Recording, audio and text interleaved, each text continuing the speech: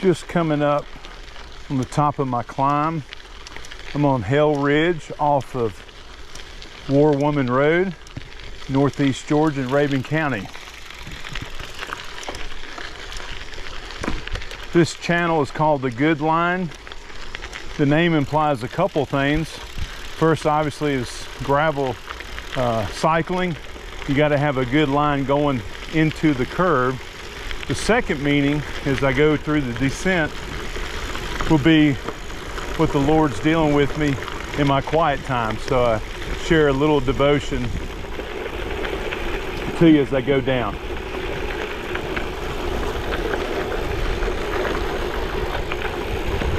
I'll do some research on the area, and then we're in the wildlife management area of the Chattahoochee. Coming up on an old church called Mount Zion Baptist Church. It was established in 1883. This used to be a community in the 1850s after most of the Indians were driven out. We're coming into the shelter of the church that exists now. The old church had burned down. They used this for a couple services a year. It's just a shelter. Not sure where the old church stood, but this is the old community on top of a pretty good little mountain. Families that dominated this area. Down past the church is a creek called Metcalf Creek, and Metcalf family, along with obviously the Speeds. There's a lot of Speeds in this area, and the Hambies. This is a small cemetery. See the old tombstones dating back to the mid 1800s, and some newer ones. The purpose obviously is to explore, and I hope you enjoy these back roads of Northeast Georgia, and I hope you enjoy a small devotion on the descent and a little bit about the area. So these families were so isolated back then. I was reading a few diaries, and they talked about going into Clayton with a horse and buggy and a wagon. So I'm about 12 minutes outside by car, so you can imagine what a long trip that would be on a horse, and how isolated this place would be. Just to the east is an area called Pine Mountain, and Pine Mountain had a store that, what I've read, is sold everything, and that was convenience to have that store. Most of the families here obviously timbered. The neat thing about the timber industry back then is they put the logs in the Chattooga River and floated them to Augusta. Other ways to make a living was farming, apple orchards, and the sense of community. They just really depend on each other. So this will be the start of my descent as I go back over Hale Ridge. That road there goes to North Carolina. It's a nice gravel road. We've gotten some rain here lately, so it's a little bit washed out, a lot of sediment. And you can see that the Forest Service had did a controlled burn just recently. Well, I hope you enjoy the video as I get into the descent and a little bit of devotion.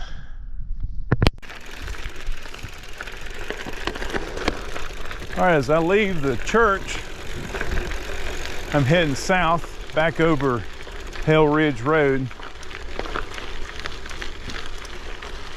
You can see kind of it flattens out in a lot of areas up here, and it's could be a really good place for people to settle at this Hale Ridge community up here. And you can kind of see the lay of the land through the controlled burn.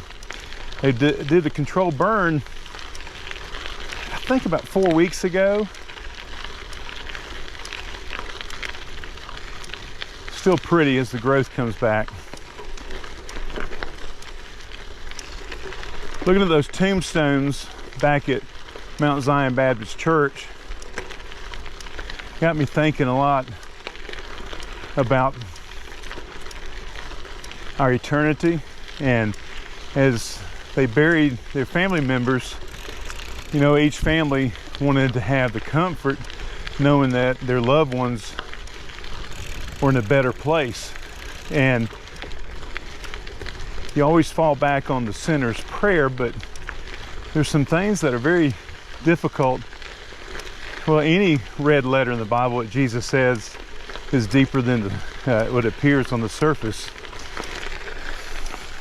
One of them found in Matthew chapter 7, verse 13 says, "Enter by the narrow gate, for wide is the gate and broad is the way that leads to destruction. And there many people would go, because narrow is the gate and difficult is the way which leads to life." They're contrasting verses. You've got two gates, one broad, one narrow, or straight. The broad says many, and the narrow says few. In Luke chapter, I think 14:24, I may be wrong, but it says strive to enter that gate. Strive. And it's a struggle to enter there. And we just go on a prayer of salvation if Jesus is saying it's a struggle to get to that narrow gate.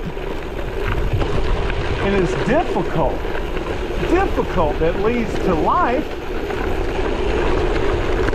It's not just a simple prayer of accepting Jesus. Broad is the way. It said many people take that way. Then we got to define what many is and what few is to the Lord. I think about the big mega churches or the watered down gospel. There's so many. Is that the narrow way? Or is that the broad way that leads to death?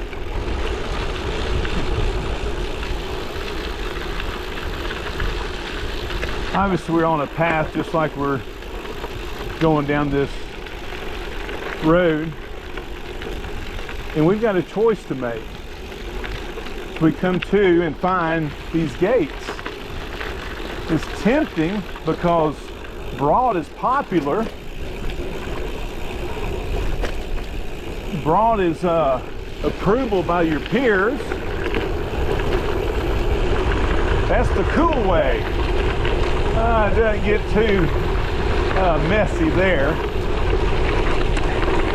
And we kind of create a Jesus that we want. But this narrow way, this straight way, and it says it's difficult. Boy, this is a bad washout. It's difficult, not like that descend. It says it's difficult. What does that mean? That we just come to terms and believe in this historical Jesus? You can see how washed out. This is about 13 degrees. Pretty difficult part of the road.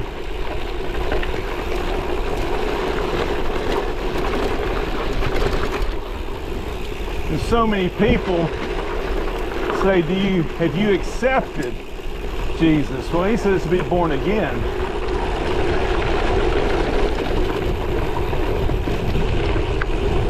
So what does it mean to strive? You've got to work to get through that gate. What is he talking about? Why is it difficult? Well, when you realize who you are and what your nature is, it's pretty clear. And this was really washed out. I hope.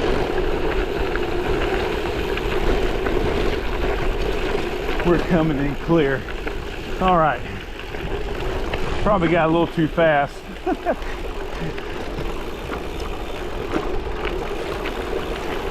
This is a little flat. A couple people own some homes in these thousands of acres up here. And there's a couple of houses that didn't sell out. You like that? It's beautiful. Beautiful. Well, back to why it's difficult. What is our nature and why is it a struggle? We see the gate, we know the gate is the correct gate, but why is it such a struggle? It's in our nature. Little dog up there. In the Old Testament it says that we are wicked, and on top of that, even deceitful, as Jeremiah. Isaiah talks a little bit about it. We didn't come to accept Christ to make good boys better. We came to make dead men alive. That's what Jesus came. And he said to be born again. In that great conversation in John with Nicodemus. So the difficulty comes with letting go of our lifestyle, our sin, who we are. We're not good, we're dead. Jesus said, deny yourself, take up my cross, deny yourself daily. Our nature is not that. Our nature is not to walk. Our nature is to sin. Have you totally submitted? Have you totally given up your life for Jesus? Or have you just added on Jesus to make your life better? Very few. Jesus defines it, very few. So as I think about this quick rationalization, do you want to go to heaven or hell? Well, anybody can answer that. That's the obvious.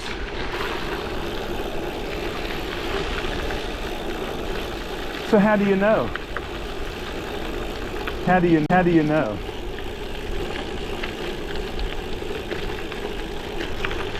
As you enter through both gates, one broad wide way and one narrow way. Interesting, Jesus in the first century churches were called the way. Jesus in John 14 says, I'm the way, I'm the truth, I'm the life. No one comes to the Father but through me. There's a truth statement, an absolute truth. This is not everybody. This is not every religion. There's only one way. He clearly defines it. And he states, I am the way. Back to how do you know? Well, do you desire more of him? Has he corrected you? Has he shown you? Is there a restlessness? Is there daily devotion? As we say the Lord's Prayer before football games and everything else, it's daily.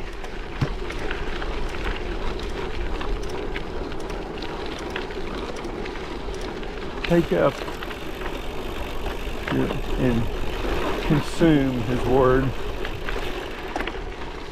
It's not by our works, obviously.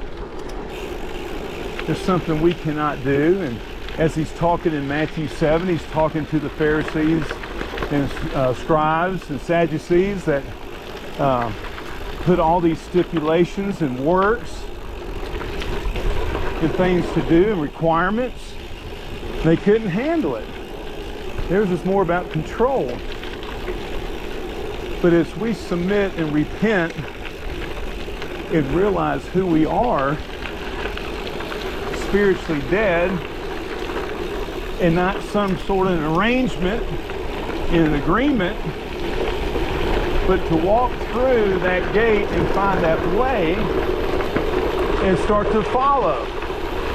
Just as I'm riding down this road, I'm trying to find the good line, which is not beating me up so much, but I got to keep my eyes ahead.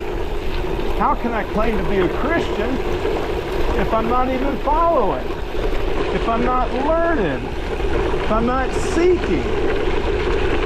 We're all on this journey, just as I'm going down this mountain.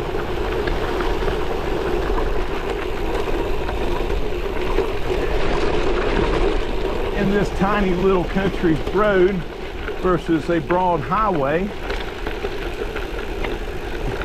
People in such a rush on the highway in the city. It's interesting how people in the country wave as you pass by. There's a sense of belongingness and community, just like we left Hale Ridge up there. It's the same way as you walk with Jesus. He will not leave you. He will guide you. He will show you the correct path, just as he showed me down this washed out road. Well, I'm gonna post a video a week on a different climb, a different descent. Until then, I hope you find a good line.